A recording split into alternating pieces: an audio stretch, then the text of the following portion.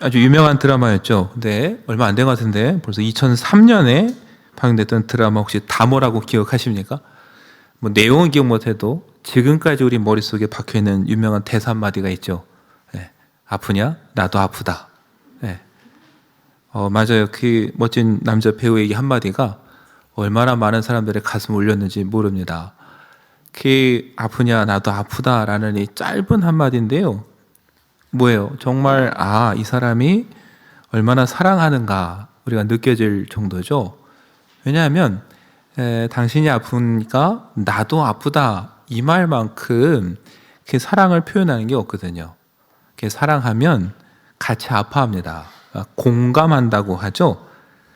그러니까 사랑과 공감은 비례하게 돼 있는 거예요. 사랑하면 할수록 함께 아파하고, 물론 당연히 기쁜 일도 함께 기뻐하겠죠. 공감하지 못한다면 반대로 그럼 뭐가 됩니까? 우리가 사랑하지 않는 거예요. 그냥 동정에서 끝나는 거죠. 참 딱하구나, 측은하게 여기고 끝나지만 정말 사랑하면 할수록 그냥 딱하구나가 아니라 그 아픔이 나의 아픔처럼 여겨지는 거예요. 그래서 여러분, 남편이 아프면 뭐라고 합니까? 병원 좀 가봐. 그러고 있지 말고 그냥 딱 끝나죠. 근데 자녀가 아프면 어떻게 됩니까? 내가 아파요. 내가 아픈 것보다 더 괴로워요. 왜요? 그만큼 사랑하기 때문에. 그래서 사랑은 공감하는 것이고, 공감하려면은 서로 소통이 돼야 되는데, 그러면은 눈높이가 맞아야 돼요. 누군가는 조금 낮춰줘야 되고 누군가는 좀 높여줘야, 이렇게 서로 눈을 마주보고 통해야 공감이 되는 것이죠. 여러분, 왜 이야기를 드리냐면은 이 대림절 성탄의 의미, 여러 가지 의미가 있겠지만 사실은 무엇보다 가장 큰 은혜는 뭐냐면은 하나님께서 저와 여러분의 눈높이에 맞춰주셨다라는 거. 우리를 사랑하시기 때문에 우리의 눈높이에 맞춰주셨고, 그래서 우리와 공감하시기 위해서 오셨다라는 거. 여러분, 어떤 신도 어떤 종교도 이런 경우가 없습니다. 하나님께서 저 하늘의 높은 보좌를 버리시고 이 땅에 오신 거, 육신을 입고 이 땅에 오셨다라는 거, 우리가 볼 수 있고 들을 수 있는 모양으로 오셔서 우리 곁에 머무셨고 우리의 아픔을 체휼하셨다라는 거, 이것만으로도 하나님께서 정말 우리를 사랑하시는구나. 그래서 우리와 눈높이를 맞추고 소통하시고 우리의 모든 걸 함께 느끼길 원하시는구나. 여러분, 이걸 우리가 다시 한번 느끼는 계절이 대림절입니다. 그리고 그 의미를 우리에게 다시 확인시켜주는 한 사건이 오늘 본문에 등장하는 사건이에요. 예수님이 갈릴리를 다니실 때 한 나병 환자가 예수님 앞에 나타났습니다. 나병이라고 하지만 오늘날 말하는 한센시병만 말하는 게 아니라 당시에는요, 원인을 알 수 없는 모든 피부병들을 나병이라고 불렀어요. 근데 중요한 건 율법에 어떻게 규정했느냐? 이 병이 퍼지지 않도록, 오늘도 우리 어떻습니까? 마스크 쓰고 거리 유지하라고 계속 말하듯이 확산을 막기 위해서 어때요? 일단 공동체에서 내쫓았습니다. 함께 그 성 안의 마을에 거주하지 못했어요. 당연히 예배는 참석할 수 없습니다. 하나님께 제사 드리는 일도 할 수가 없어요. 불가피하게 사람들이 있는 데 가야 되면은 옷을 찢고 머리를 풀어헤쳐서 자기가 나병 환자라는 걸 사람들이 보고 알 수 있도록 해야 됩니다. 왜요? 피하도록. 그런데도 불구하고 모자르다 그러면 어떻게 해야 돼요? 사람들 앞에 지나갈 때 외쳐야 돼요. 나는 부정하다, 부정하다. 이렇게 외치는 거. 이게 여러분 레위기에 나온 율법의 규정이에요. 그런데 오늘 이 나병 환자는 어때요? 이 모든 걸 다 무시했어요. 그리고 예수님 가까이 와서 무릎을 꿇었습니다. 그리고 말했어요. 원하시면 저를 깨끗게 하실 수 있나이다. 여러분, 이 말도 우리가 잘 살펴봐야 돼요. 나병 환자는 예수님이 자기를 고칠 수 있다고 믿었어요. 고칠 수 있는 능력이 예수님께 있다고 확신했습니다. 근데 중요한 건 뭐냐면은 능력이 없어서가 아니라 예수님은 능력이 있으신데 예수님이 나를 고쳐주시겠다는 뭐가 있어야 돼요? 마음이 있어야 돼요. 그래서 그 앞에 붙였어요. 뭐를요? 원하시면. 주님은 능력이 있으십니다. 주님이 마음만 먹으시면 저 고쳐주실 수 있습니다. 고쳐주십시오. 그 얘기가 뭐예요? 원하시면 깨끗하게 하실 수 있나이다. 얼마나 간절하겠어요. 그러니까 율법도 무시하고 사람들이 뭐라고 하든 예수님 보자마자 달려가서 그 앞에 무릎 꿇고 말하는 거예요. 원하시면 깨끗게 하실 수 있나이다. 여러분들, 놀라운 일이 그 다음 벌어집니다. 예수님 어떻게 돼요? 손을 내밀어 그에게 대셨다. 성경은 이렇게 기록합니다. 여러분, 당시에 상상도 할 수 없는 일이에요. 모두가 피하고 외면하고 부정하다고 피했는데 예수님은 심지어 그 사람에게 어떻게 해요? 손을 대셨어요. 어떻게 그러실 수 있을까? 여러분, 41절은 이렇게 시작합니다. 예수께서 불쌍히 여기사 손을 대셨다. 여러분, 답은 불쌍히 여기셨다는 데 있어요. 불쌍히 여기셨다라는 말, 여러 주석들이 있는데 참 인상 깊은 주석을 하나 봤어요. 이 말의 어원은 어디서 시작되느냐? 심장, 창자, 자궁과 같이 우리 몸의 깊은 곳에 있는 신체 기관을 뜻하는 말에서 유래했다고 해요. 불쌍히 여긴다는 말은 그래서 뭐냐면은 내 창자가 끊어질 만큼, 우리말로 하면 뭐예요? 애가 닳도록, 애가 타도록 이 사람 너무 안타깝고 불쌍하고 그 아픔이 느껴져서 어떻게 돼요? 부정한지 뭔지 그게 중요한 게 아니라 예수님이 손을 내밀어 대셨다. 어때요? 마음 화가 나지 않습니까? 맞아요. 그냥 아유 딱하구나 이게 아니에요.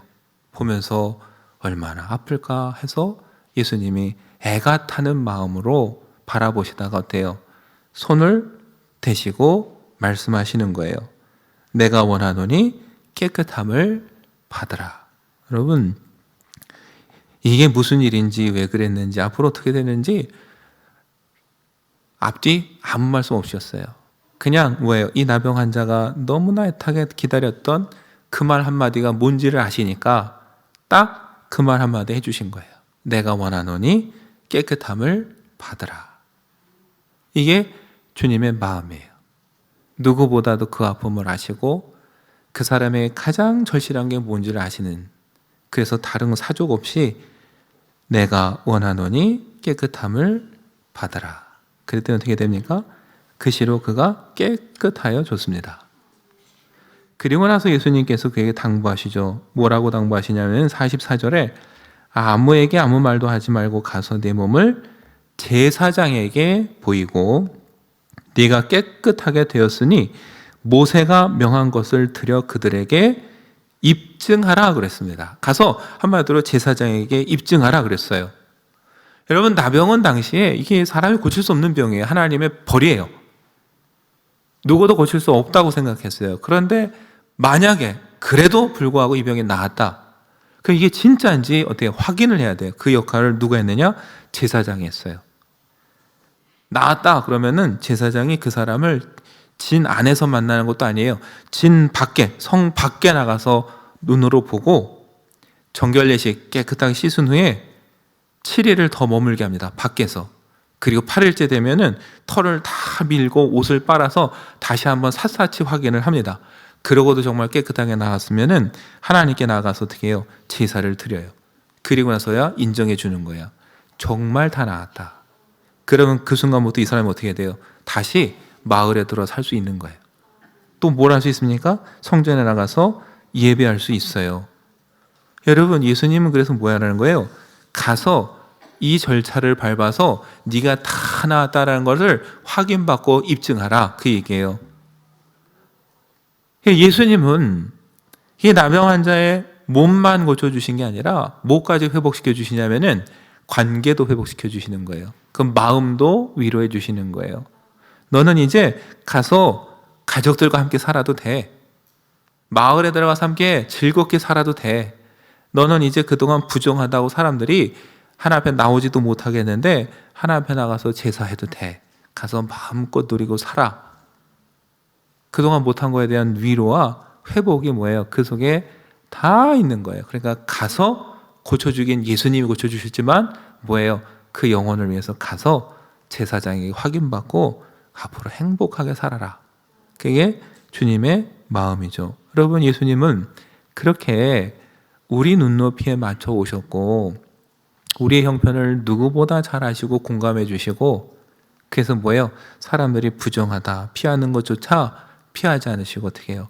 불쌍히 여기사 애가 타는 마음으로 안타까워서 그 몸에 손을 대시고 치료해 주시는 분, 여러분, 그분이 주님이시라는 거예요. 그걸 위해 이 땅에 오셨고 우리를 사랑하기 때문에 그렇게 함께 아파하신다라는 걸 오늘 이 마가복음이 우리에게 보여주고 있는 겁니다. 여러분, 예수님의 이런 마음이 곳곳에 있어요. 성경에 마가복음 3장에도 나옵니다. 예수님이 안식일에 회당에 들어갔는데 마침 거기에 손 한쪽이 마른 사람이 있었습니다. 예수님께서 그를 불러 한가운데 세우셨어요. 주변에 있던 사람들이 다 쳐다봤습니다. 왜 쳐다봤을까요? 여러분, 마가복음 3장 2절은 이렇게 기록하고 있습니다. 사람들이 예수를 고발하려 하여 안식일에 그 사람을 고치시는가 주시하고 있거늘. 왜 쳐다봤다고요? 안식일에 병을 고치나 안 고치나 보다가 고치면 어떻게 돼요? 고발하려고. 여러분, 이게 우리의 마음이에요. 함께 회당에 모여 예배하는데 손이 한쪽 마른 사람이 있는데 관심이 없었어요. 얼마나 아플까 누구도 신경 안 썼어요. 왜요? 한두 해도 아니고 냅둬. 한두 해 그런 것도 아닌데 어쩌겠어. 그러니까 두는 거죠. 다 관심이 없는데 유독 누구만 함께 아파요? 예수님만. 여러분, 아파하지 못할 망정 예수님 그럼 고쳐주시면 좋겠다도 아니고 고쳐주시게만 해봐라. 어떻게 해요? 고발해야지. 여러분, 이 강팍한 마음, 이게 뭐예요? 거기 있던 바리새인들의 마음이에요. 그 예수님 물으십니다. 마가복음 3장 4절에 안식일에 선을 행하는 것과 악을 행하는 것, 생명을 구하는 것과 죽이는 것, 어느 것이 옳으냐? 그들이 대답하지 못하고 어떻게 해요? 잠잠했습니다.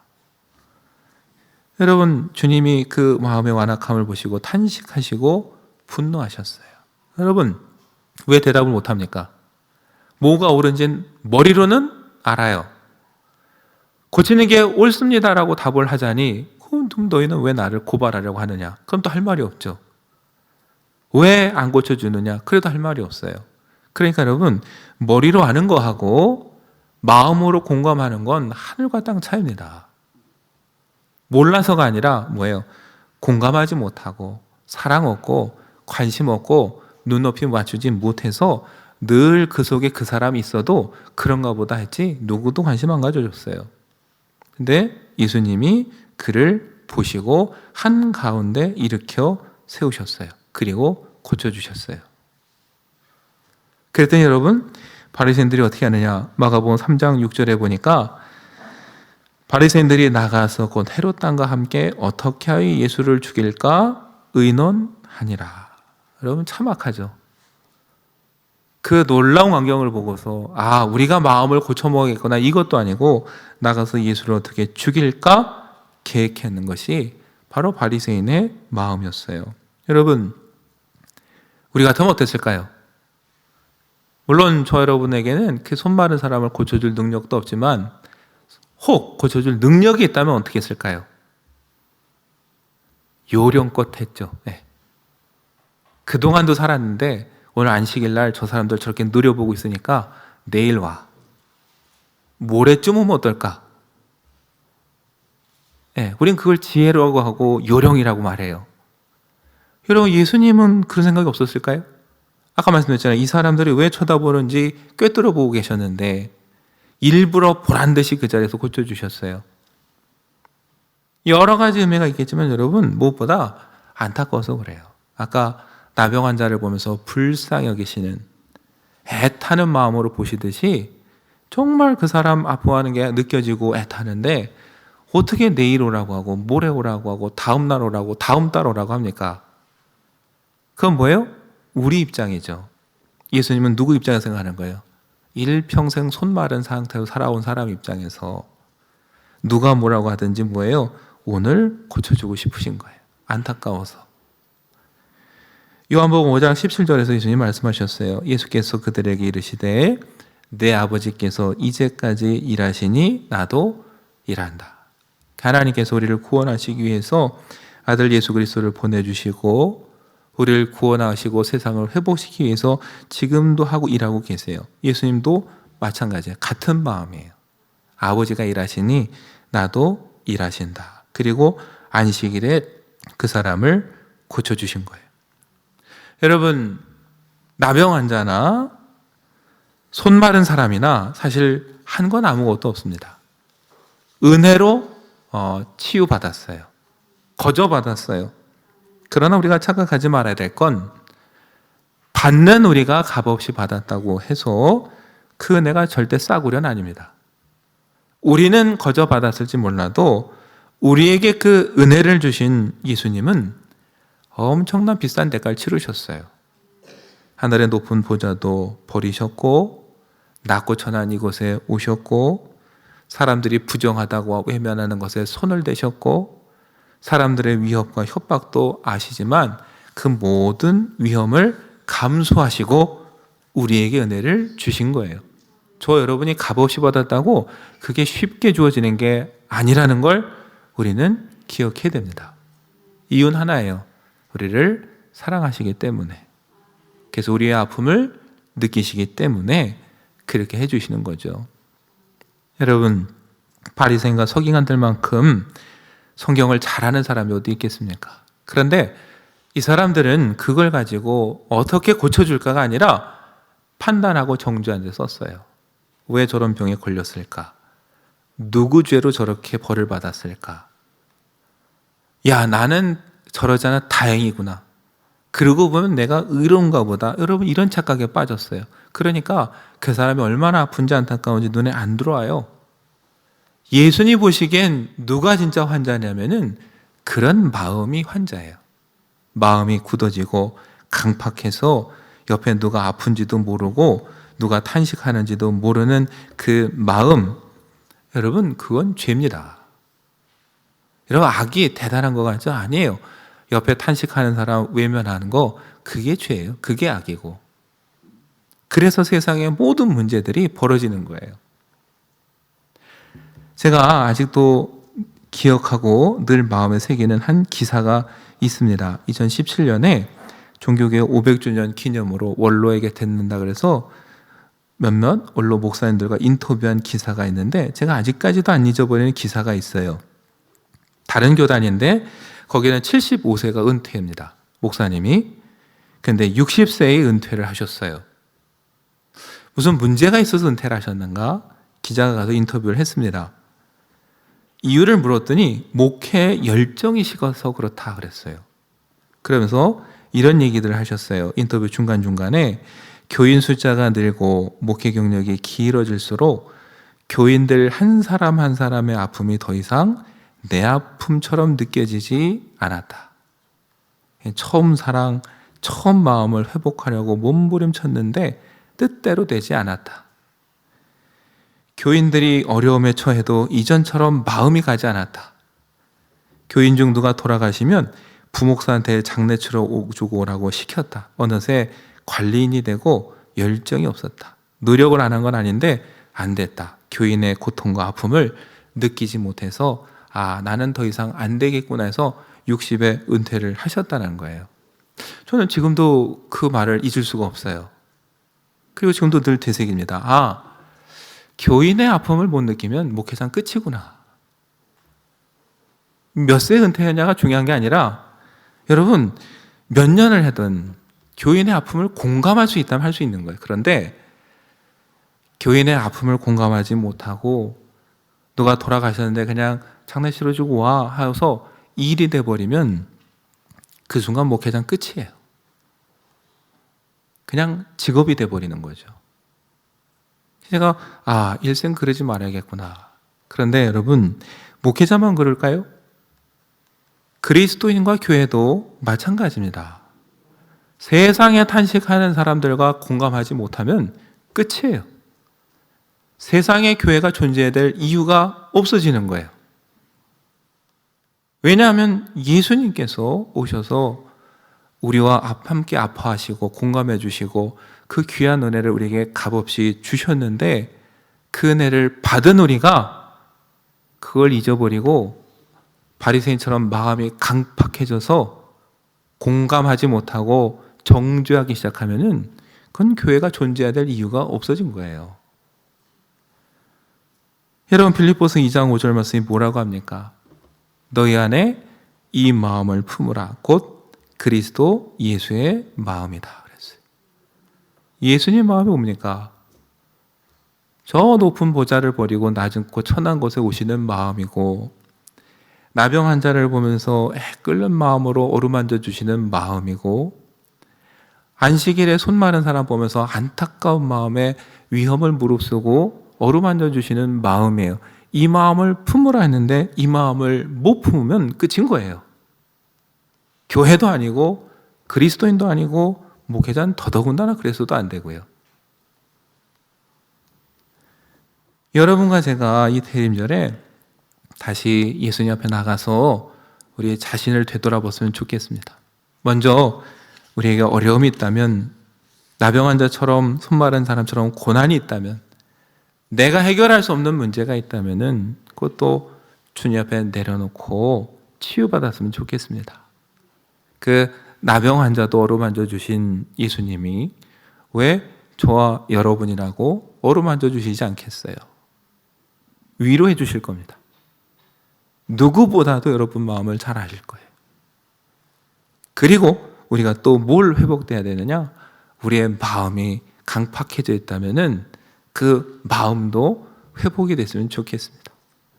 머리로 알아서 누군가를 정죄하고 판단하는 게 아니라 예수님의 마음을 품고 얼마나 아플까. 우리가 해결은 못 해줄지라도 최소한 뭐예요? 뭘 할 줄 알아야 돼요? 공감은 할 수 있어야 돼요. 그래야 여러분 이 힘든 세상에 교회가 소망이 되고 위로가 되죠. 세상 사람들과 똑같이 정죄하고 너는 그래서 안 돼라고 말한다면 여러분 교회가 있을 이유가 없죠. 여러분과 제 마음이 강팍한 마음이 풀어지고 그래서 공감할 수 있는 마음이 됐으면 좋겠습니다. 그게 뭐예요?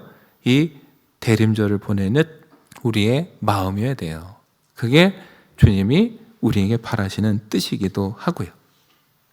여러분이 대림절 우리의 눈높이에 맞춰서 낮고 천한 이곳에 오시고 우리와 함께 하시고 우리와 함께 아파하시는 그 주님이 계심을 믿고 그 안에 소망을 가졌으면 좋겠고, 우리의 마음이 은혜로 채워져서 누군가와 또 함께 공감해 줄 수 있는 그런 저와 여러분, 우리 말년교회가 되기를 간절히 축원합니다.